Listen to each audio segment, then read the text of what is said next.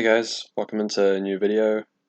This was inspired by a comment on one of my previous videos just around the changes to some of the housing policies and rules and stuff.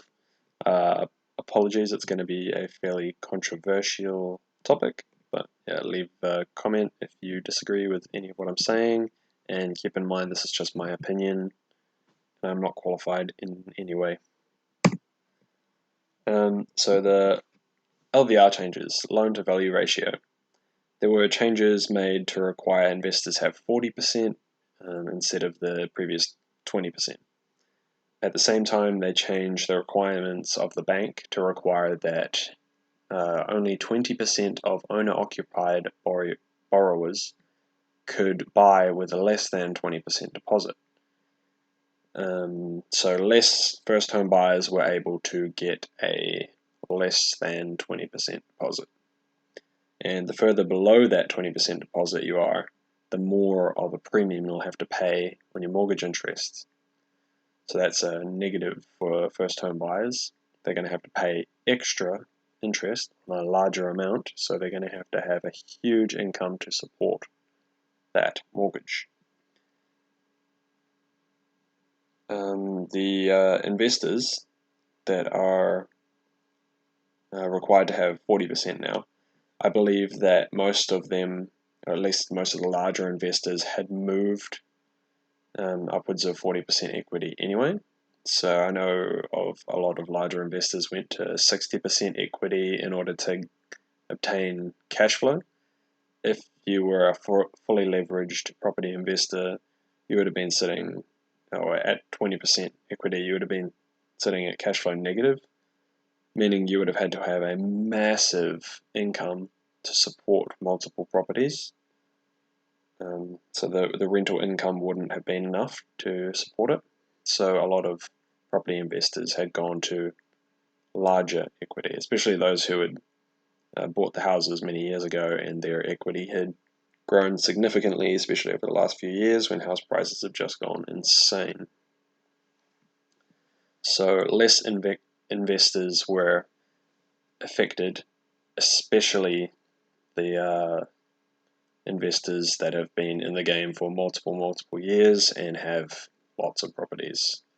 The more properties they had and the longer they had held them, the less affected they were by that rule change, unless they had been re-leveraging every time they bought a new property, like re-leveraging their initial properties, like doing a $0 down equity leveraging type scenario, in which case they could be affected by their next purchase, but it wouldn't affect their previous purchases. Because of this, I believe that not as many investors were affected by the first rule as first home buyers were affected by the second rule or second point there.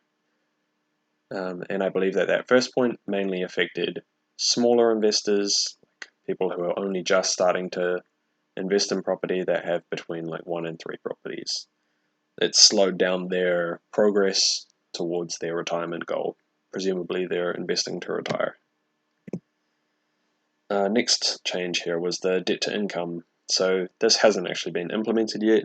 It's a new tool that's been added to the RBNZ's tool out to slow down the housing market.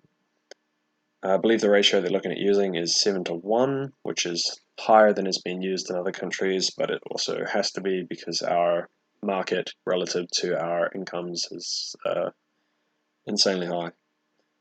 If these restrictions apply to first home buyers and owner-occupied purchases, I think we'll have a huge problem because the average wage in New Zealand is around $56,000, meaning with a debt-to-income ratio of 7-to-1, you would only be able to loan $392,000 with the average wage of $56,000. With a 20% deposit of $98K, that would allow you to purchase a house worth $490,000, which is near on unattainable in New Zealand. There's only a couple of places that have houses that cheap. You're probably looking at cheapest suburbs in Christchurch, going down to Ashburton or West Coast, like those are the areas you're going to find houses that cheap. But as we know, the first home buyers are all across the country. The people live everywhere and people want to buy everywhere. This will severely restrict and limit that unless you have a crazy high income. Average house price in the moment is $826K. So you would need to have a significantly higher than average income to be able to purchase one of those houses. You would need to earn 94.4K per year to be able to afford a 660K loan, which would get you that 826K house, with the added thing that you would need 165K deposit. If you had a less than 20% deposit, you would then be paying hectic amounts more on the repayments and probably wouldn't be able to afford it anyway. There is such a disparity between house prices and wages already that the DTI restrictions would destroy first home buyers to ability to enter the market. So if they were to implement it, personally the only way that I would see to be a good way would be to only affect property investors and to slowly implement it over a number of years. For example, starting at a 10-to-1 ratio, then the following year 9-to-1, 8-to-1, 7-to-1, 6-to-1 kind of thing. But then again, I'm not educated on the topic. Like I've done just a bit of research on this. I'm sure some professionals could come up with a much better plan than that. I just see a problem with this initial plan that they're fronting up. Those with rental income, such as property investors, would actually be less affected because they have their rental income to use as that. So they would be able to add their rental income to their current income, so they then have a higher income of which they can leverage that same 7-to-1 into their borrowing. And so, yeah, they would be able to, property investors would have an additional qualifying income than most people would have. So they would be less affected because they would still be able to borrow more. So another change was moving Brightline from 5 years to 10 years. The only effect I see this having is reducing the number of investors that are selling, which reduces supply to the market. And obviously we have a supply-demand problem at the moment, as I addressed in another video. This reduces income for a variety of people and businesses in New Zealand, because the sale of a house actually has a lot of people who benefit from it. Solicitors, mortgage brokers, builders, real estate agents, property staging companies, and many others. They all get their income from the sales of houses, and that money that they make is circulated back into the economy. They make money so they can spend money with other places who can then spend money because they're making money as well, and that's how a good economy works. So the selling and buying of houses is good for the economy. For them to be all held indefinitely is bad for the economy. So reducing the number of house turnover is a bad thing. It's essentially a capital gains tax that investors can avoid by simply not selling for 10 years. Larger investors aren't as affected by this because they can trim their portfolio from the rear end, meaning they can sell their oldest properties first if they had any need to sell. But also they could just hold on to the properties for longer, which keeps them out of the hands of everyone else. So this rule stops larger investors from selling, or any property investors from, it discourages them from selling because they'll have to pay tax if it's within 10 years. So they want to hold it longer, which reduces the number of houses on the market, which increases the price because there's less supply to meet the demand. Mortgage deductibility removal. This one was a very odd move in my mind. There was advice for the government given by IRD, their housing advisors, and the RBNZ, and potentially others. They were advised not to go ahead with this rule, at least until they had done the proper research. And I just found that so odd that they, I think it was the RBNZ that advised not going ahead with it until they had done the research.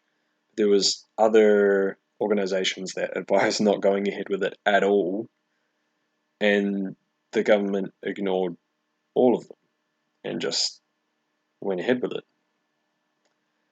All right, so they've done it now.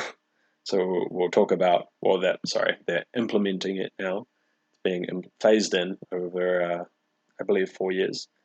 So points of note on this, like property investors are running a business. To say they're not running a business would be to say that they don't have to pay tax on rental income. And we all know they have to pay tax on rental income. And no one would want to stop that from happening. Mortgage interest is an expense of the business. To say that it's not is to say that they could not pay it and still receive the rental income. They have to pay the mortgage interest in order to have the house to rent out. So there's absolutely no way to say that it's not an expense of the business that gets the rental income. But the government, they claimed that it's a tax loophole somehow, some reason, some unexplainable phenomenon has happened in their brain, and they have decided that it was a loophole. For me, what this has meant is that I'm going to be making a net negative on my rental property, so I'm not going to be making money on it, but I'm still going to be paying tax, and not just on the principal pay down of my mortgage, but also on the interest pay down of my mortgage. I'm going to be paying tax still. So yeah, it's a bit interesting. But hey, rules are changed. I'm just going to go along with it. Don't really have a choice. I'm not a politician. If there was a way to vote against it, I would. So they've created an exception to the rule. Any other business that takes out a loan can claim their loan interest as a deductible expense because it's an expense of their business and it makes sense. So it's an expense of the business. So increasing that expense of the business, it increases it because now they have to pay more tax where they previously wouldn't have. Increases how much they have to charge for their product or service.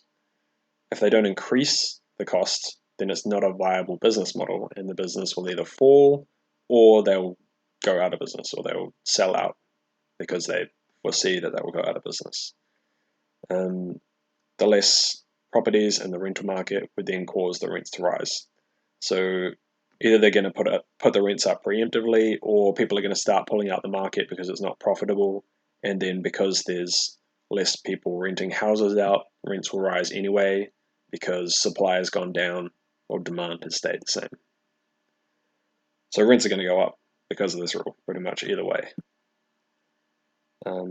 As I put there, almost certainly it would make the already high rents rise. There's already such a big gap between where rents should be relative to the property prices, due to the overheated property market leaving the rents behind. So the property market has far outpaced the rents, which it kind of had to, like if the rents tried to keep up with what the current property market was doing, then there would be so many more homeless people, it would be outrageous. But rents still are climbing at quite a crazy speed at the moment. Don't quote me on this figure, but I believe I heard 10% in the past year to present, August. So that's a huge increase. If you looked at incomes definitely haven't increased 10%. But over the past 12 months, housing prices have increased like 24%, I believe. Also, don't quote me on that figure. Not 100% sure on it, but it was around in the 20%. So yeah, rents aren't keeping pace, but they are far outpacing income. So rents need to come down. So the way to do that, I believe, would be for them to make some sort of way for the housing market to fall, preferably slowly and sustainably, which is incredibly hard to do. Yeah, the rents are slower to follow for many reasons. This means they should be making moves to reduce property prices before rents catch up, instead of moves that would almost certainly increase rents, like the mortgage deductibility removal. Anyway, that's my thoughts on that. Next one up, the increasing mortgage rate interest rates. So this isn't something like a decision really that the government's making in this regard. This is just like an unintended consequence of the official cash rate having to rise. It was lowered because of the pandemic, and now it needs to go back up. It is what it is, but it is going to have an effect. So increasing interest rates will disproportionately affect recent buyers due to them not having built up equity that people have been gaining at a rapid rate recently. So anyone who bought their property a year ago today would have roughly an extra 24% of the purchase price of built up equity in their house. Like myself, I bought my house about 11 months ago, and I had an $84,000 deposit, got $30,000 of work into it, and it's now got $205,000 of equity in it. This means that investors with larger portfolios of houses that bought them longer ago will be less affected, as they can just refix some of their houses to long terms or longer terms to reduce repayments, to bring them back to either cash flow positive or neutral. And there are some other tricks that they can use as well. Recent buyers with no longer owned properties, ones that they bought a longer time ago, won't have equity built up, and they will have fewer options. So these will be new mum and dad investors, first home buyers, and people upgrading their existing home. These people would have taken out new loans that are fully leveraged, so there'll be 20% equity. Some first home buyers obviously with less than 20% equity. So they will be the most affected by the increasing mortgage interest rates and by any house price drops. So they will have the largest loans, and they will be the most leveraged, largest loan to income kind of ratio that they can be at. So they will be hurt most by increased interest rates. Whereas investors that already had 60% equity in their properties, maybe they've paid off half of a property, and they re-leverage it all the way back to 40%, across their portfolio or something, then they would reduce their, they could extend their term back to the 30 years. So they've paid off, say they bought the house 15 years ago, and they have done half their term, because it was a 30-year term. If they re-leveraged it back to a 30-year term, even they could either increase the mortgage size or keep it the same and draw it out over a longer period of time. They would be repaying less and still maintaining their cash flow or being cash flow neutral. That's all the changes that I'm covering in this video, so thanks for watching. If you have any differing opinions, feel free to leave them down in the comment section. If there's anything else you want me to cover, chuck it down in the comment section as well, any video ideas or anything like that. And keep in mind, this is my opinion. I'm not providing any financial advice. I'm not qualified in any relevant topics. I'm just some guy doing research on the internet. So like, comment, and subscribe for more if you'd like to, and thanks for watching. Have a great day. See ya.